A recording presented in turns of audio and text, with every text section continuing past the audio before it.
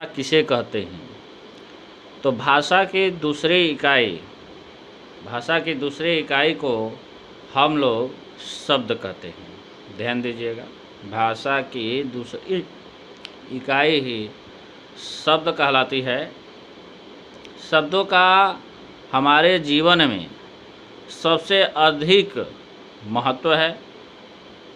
इसी के आधार पर अनेक कार्य संपन्न होते हैं, पूरे होते हैं। शब्द की भाषा, शब्द की परिभाषा ध्यान दीजिए। शब्द आखिर किसे कहते हैं? एक अथवा एक से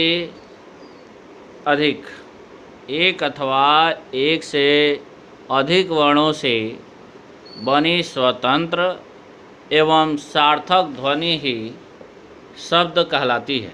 ध्यान दीजिएगा, एक बार और रिपीट। एक अथवा एक से अधिक वर्ण से बने स्वतंत्र एवं सार्थक ध्वनि शब्द ही शब्द कहलाती है। जैसे एक वर्ण से बने न का अर्थ नहीं होता है, व का अर्थ और आदि शब्द है, तथा अनेक वर्णों से बने जैसे वसन, व से शब्द बना वसन, म से बना महल, ताजमहल, नगर आदि, ये सभी के सभी क्या हैं? शब्द हैं। शब्दों के भेद इस प्रकार हैं। रचना के आधार पर शब्दों का वर्गीकरण। रचना के आधार पर शब्द कितने होते हैं? तो रचना के आधार पर अगर शब्दों को वर्गीकरण किया जाए या शब्दों को बांटा जाए तो 3 प्रकार के होते हैं। रचना के आधार पर शब्द को 3 भागों में बांटा जा सकता है। पहला है रूढ़ शब्द, दूसरा यौगिक शब्द और तीसरा जो है योग रूढ़ शब्द। रूढ़ शब्द वे शब्द जिनको अलग अलग करने पर कोई सार्थक अर्थ न निकले। रूढ़ शब्द वे हैं जो अलग अलग करने पर कोई सार्थक अर्थ न निकले। तो ऐसे शब्द को क्या कहा जाता है? ऐसे शब्द को रूढ़ शब्द कहते हैं। दूसरा है यौगिक शब्द। वे शब्द जब 2 या 2 से अधिक, वैसे शब्द जब 2 या 2 से अधिक शब्दों के मिलने से बने हों। ध्यान दीजिएगा, वैसे शब्द जब 2 या 2 से अधिक शब्दों के मिलने से जो शब्द बनता है तथा किसी विशेष अर्थ को प्रकट करते हैं, दर्शाते हैं, उसे हम योग रूढ़ शब्द कहते हैं। ध्यान दीजिए, उसे हम क्या कहते हैं? योग रूढ़ शब्द कहते हैं। तीसरा योग रूढ़ नहीं, उसके पहले यौगिक शब्द इसको कहते हैं। अब है योग रूढ़ शब्द।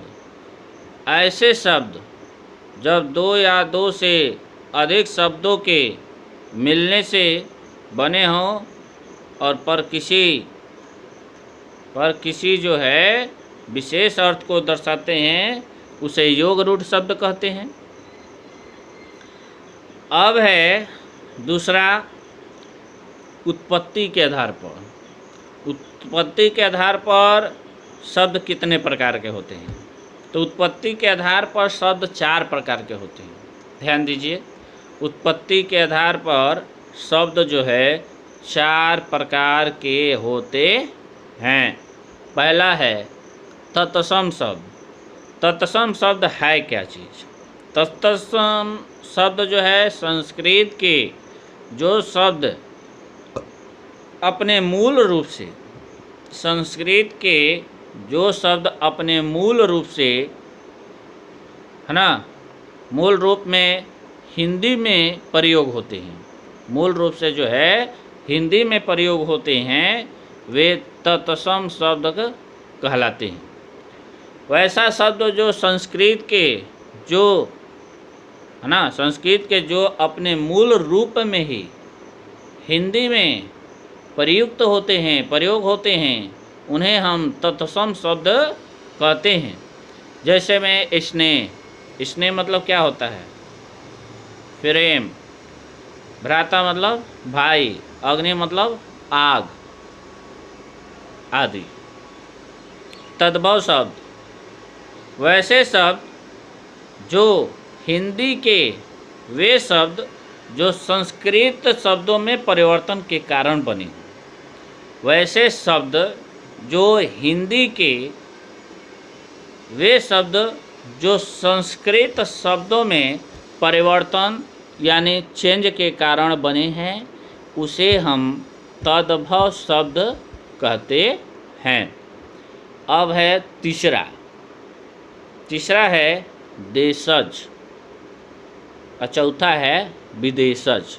तो तीसरा जो देशज है, तो वे शब्द जो क्षेत्रीय प्रभाव के कारण, जो अपने आसपास है ना कि जो क्षेत्र हैं, वैसे शब्द जो क्षेत्रीय प्रभाव के कारण हिंदी में आ गए हैं। क्या है? हिंदी में आ गए हैं, वैसे शब्द को देशज शब्द कहा जाता है। या ऐसे कह सकते हैं कि आसपास के क्षेत्र के अलावा अपने देश, अपनी मातृभूमि पर जो भी भाषाएं बोली जाती हैं, है ना, उसे हम देशज शब्द कहते हैं। जैसे झुग्गी, खाट, पगड़ी, पेट आदि। चौथा विदेशी शब्द। हिंदी में अनेक शब्द ऐसे हैं, हिंदी में अनेक शब्द ऐसे हैं जो विदेशी भाषाओं से लिए गए हैं। हिंदी में भी बहुत सारे ऐसे विषय या ऐसे शब्द आएंगे जो विदेशी भाषाओं से लिया गया है। तो ऐसे शब्दों को हम क्या कहते हैं? ऐसे शब्दों को हम विदेशी शब्द कहते हैं, जिसको हम लोग विदेशज के नाम से जानते हैं। जैसे टेलीविज़न, जैसे में टेलीविज़न, यह अंग्रेजी का शब्द है टेलीविज़न। जैसे में किताब, है ना, जैसे में किताब, किताब भी जो है हम लोगों का जो है देसी शब्द नहीं है, ये फारसी शब्द है। सर अलमारी, अलमारी, अलमारी भी जो है एक अरबी भाषा का है। ये जो है भारत की जो है भाषा नहीं है, अलमारी एक अरबी भाषा है। जैसे में हलवाई, हलवाई भी जो है क्या है? अरबी भाषा है। जैसे में चम्मच, चम्मच जो है तुर्की भाषा का है। चाय, चीनी, चाय जो है चीनी भाषा है। पुलिस, पुलिस जो है एक फ्रांसीसी भाषा है। अलमारी जो है हाँ अरबी भाषा है। अगर हिंदी में अगर उसको देखा जाए तो हिंदी भाषा में उसको अलमारी नहीं अलमीरा कहा जाता है। तो इसलिए जो है अलमारी का शुद्ध रूप हुआ अलमीरा। अब है तीसरा, अभी आप जो है दो पढ़े रचना के आधार पर शब्द के तीन भेद, रूढ़, यौगिक और योग रूढ़, है ना।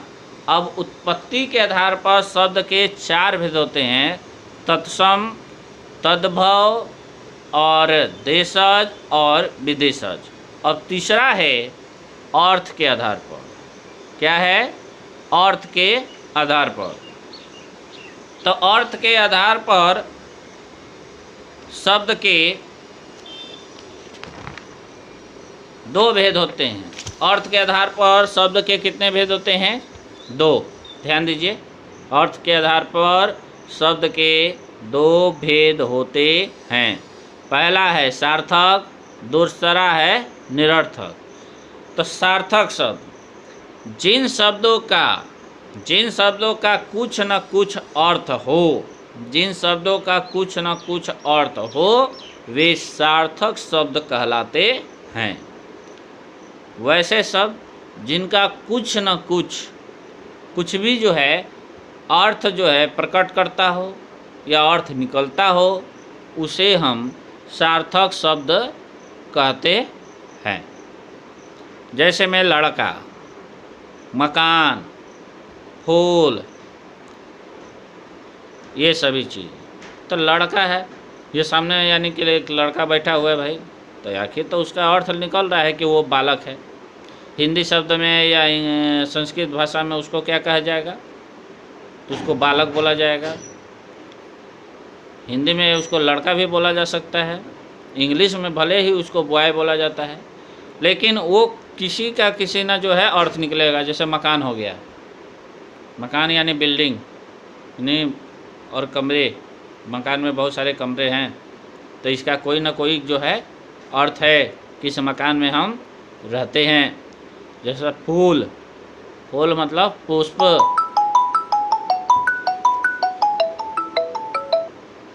हाँ हेलो,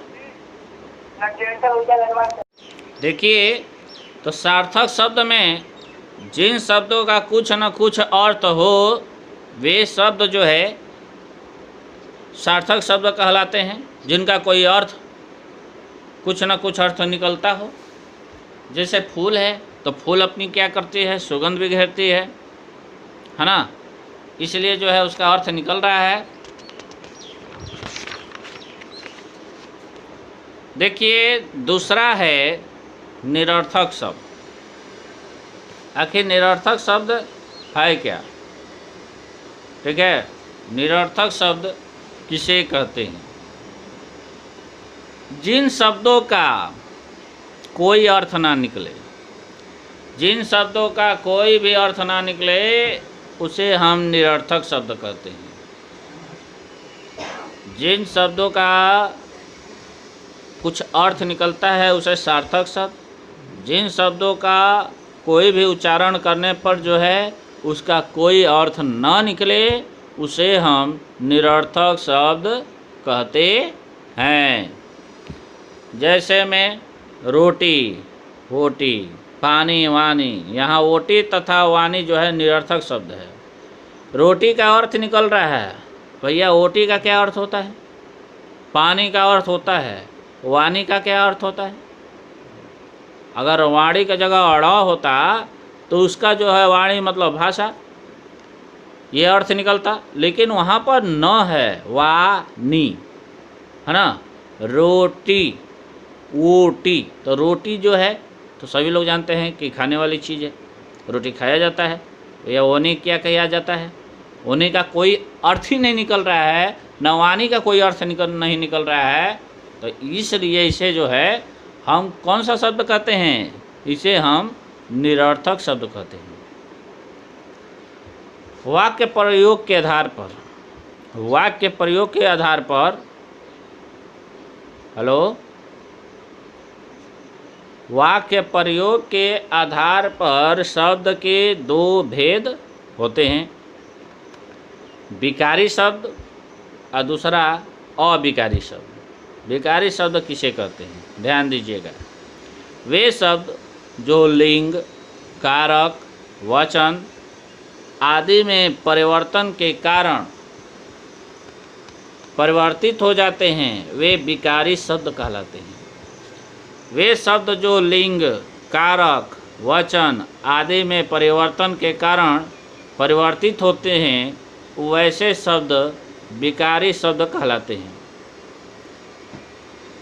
ध्यान दीजिए, लिंग, कारक और वचन आदि में कोई भी शब्द जो है परिवर्तन के कारण जो है उसमें बदलाव आ जाता है, चेंजिंग आ जाता है, तो उसे हम विकारी शब्द कहते हैं। जैसे घोड़ा है ना, घर, पीला, वह जाता है आदि। विकारी शब्द चार प्रकार के होते हैं। विकारी शब्द के भी प्रकार होते हैं, तो विकारी शब्द जो है चार प्रकार के होते हैं। विकारी शब्द के चार प्रकार कौन कौन से होते हैं? संज्ञा, सर्वनाम, विशेषण और चौथा क्रिया। संज्ञा, सर्वनाम, विशेषण और चौथा जो है क्रिया होता है। अविकारी शब्द वे शब्द जिनका रूप प्रयोग के कारण के कारण न बदल सके उसे हम अविकारी शब्द कहते हैं। ध्यान दीजिएगा, वे शब्द जिनका रूप प्रयोग के कारण न बदल सके वे अविकारी शब्द कहलाते हैं। जैसे खिलाड़ी तेज दौड़ता है, जैसे में खिलाड़ी क्या करता है, तेज दौड़ता है। हाँ, दूसरा में हो जाएगा खिलाड़ी तेज दौड़ते हैं।